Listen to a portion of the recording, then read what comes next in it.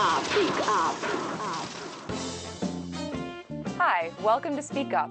Today we will learn a new, interesting idiom and at the same time practice your English pronunciation. Our idiom for today is square meal. In the 1700s, the British warships did not have the best living conditions. A sailor's breakfast and lunch were sparse meals consisting of little more than bread and a beverage.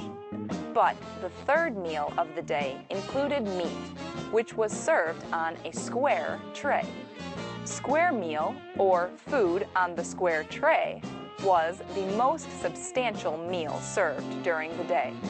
Thus, the square meal means a substantial, nourishing meal. For example, you can say, children should have 3 square meals a day. Now, I'm going to demonstrate how to pronounce this idiom. Please watch closely how I use my lips, teeth, jaw, tongue, and facial muscles to pronounce the idiom. Repeat after me. Square meal. Square meal.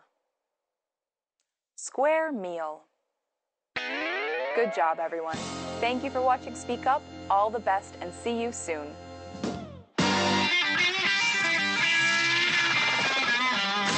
Speak up, speak up.